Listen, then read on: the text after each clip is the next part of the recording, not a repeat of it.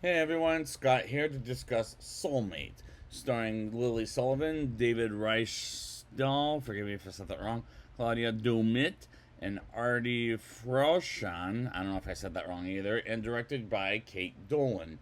Now, before I get into this movie, it's straight to streaming, and that which doesn't always work out for me, typically, unless if it's nominated for an Oscar. That's a little bit different, but and this is set in the Megan universe for reasons I don't quite fully understand.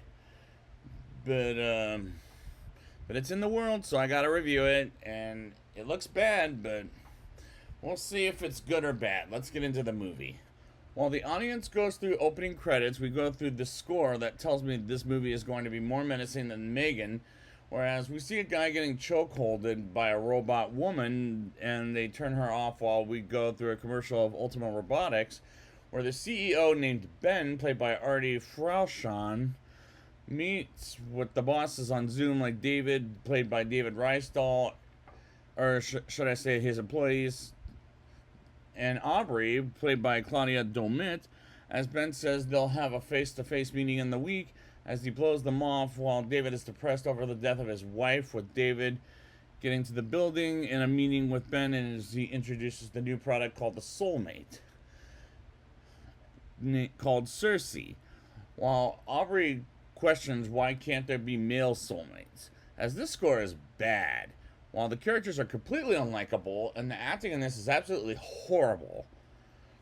Ben sends Ben sends Cersei home with David to work on her while he chats with Ben about working from home because of his dead wife, Elizabeth, or Lizzie for short, and gives David a QR code to create his own robot named Sarah. As we move on to Aubrey talking to David into a coworker's last day celebration with a karaoke party at a bar, which was dreadfully shot, as this whole movie is dreadfully shot from start to finish. And David goes back to being depressed over Lizzie's death, and suddenly Sarah messages him wondering if he's okay, while he is not, and he plays chess with Sarah and has some fun with her. And the cinematography is just, again, horrible. David gets a delivery of Sarah from Ultima Robotics as a robot, as he's being advised to not break it, and he gets started on her as the robot and is played by Lily Sullivan, while he shows her around the apartment, and she shows David a magic trick, and she asks him to show her Lizzie's room, and she sees photos of her, and it upsets him to a point as she hugs him to comfort him. And her robot is just as bad as Megan in the previous two movies, despite I didn't like the two Megan movies. From what I remember, I did review them on the show before, leading up to Megan 2.0, but and next day comes, and David comes into the building and says to Ben, there's limited amount of expressions, and David works on that with Aubrey, and she apologizes after he walked out on karaoke because of the song that reminded him of Lizzie. And the writing in this is awful and terrible. David asks Sarah her opinion about his hair, and he asks her for a haircut, as she does so, and he likes it while a storm approaches, and Sarah asks to go outside, and David follows her into the fountain while playing around in the water until they get inside. Now, is this movie supposed to be a horror movie? Because it comes off like a romantic comedy. As they put clothes in the dryer and have sexual intercourse, David and Sarah, I mean, with each other. And how the fuck is that supposed to work? Because she's a goddamn robot. And we move on to Sarah vacuuming while David works and almost sucks her skin out. And we move on to David watching a scene from a movie of some kind where a woman seduces a man until morning comes. And David goes to work while Sarah watches the TV and folding clothes at the same time, and she comes across a self-defense video and overhears a conversation between David and Aubrey getting a drink after work, as movie is absolutely questionable to the point it makes no sense. Sarah goes outside and almost gets attacked by a mugger until a neighbor woman with a baby walks and talks with her at the park, and eventually Sarah walks alone in an alleyway and the same robber attacks her, and this is when the movie becomes a horror, as Sarah beats up the mugger and twists his dick to defeat him, which has gotta fucking hurt, by the way. And and Aubrey and David and Aubrey have a drink together, and the chemistry between the actors falls flat, while David comes home and hears Sarah went out and bought some ingredients for cookies.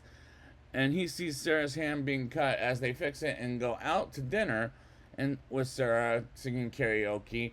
And she has a beautiful singing voice. Don't get me wrong, but I feel like the scenes are just pretentious.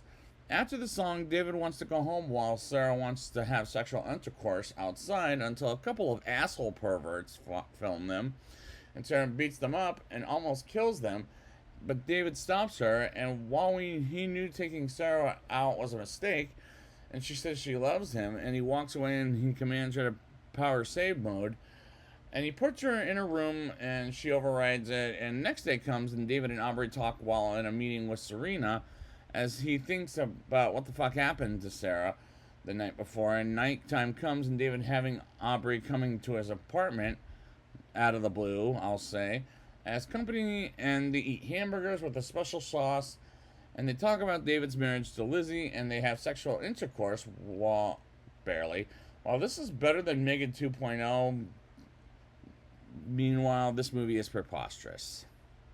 Sarah comes up to the bed and suddenly turns on and is upset with David and throws wine on Aubrey and hurts David and suddenly apologizes while switching off Sarah. And Aubrey asks David to get her out of here and next day comes and calls someone to take the Soulmate robot away as David goes to work with Aubrey and has a meeting with Ben while a delivery man taking Sarah back to the factory. And Sarah crawls like a baby and goes to the bed with the guy that's supposed to take her back and wants to have intercourse with the delivery man until she crushes his dick. And that's what kills him, as she saws his whole body and throws it in the trash can. And I'm thinking to myself, you gotta be fucking shitting me, because this was bad. While in a meeting with Ben, Sarah unleashes a video of Aubrey fucking David as Ben puts her on leave, which makes me think she's motherfucking fired at this point, and asks David to look into it. And Ben threatens to call security if she sticks around the premises. And later that evening, David comes home and sees Sarah holding the neighbor's baby and David tries to return it to the neighbor, and they get locked in, and David hears a message from Aubrey and Sarah deciding to pay her a visit. And David tries to warn her, but she doesn't pick up the phone as Sarah escapes and Ben gets involved with David and the police and about Sarah, and as Ben tries to leave the neighborhood. But this car won't let him and gets his fingers chopped off by the trunk because of Sarah, and she kills Ben. And I'm just unfulfilled, as this is an unfulfilling movie with the plot being predictable. But how the fuck is this a spinoff of Megan? You got me. Sarah gets to Aubrey's place and brutally beats up on her until the cops come to the rescue, and the cops recommend David and Aubrey give up their cell phones and go somewhere safe. And when they get there, they get comfortable while Sarah was in the back of the car with them the entire goddamn time. Jesus Christ, this movie's pretentious.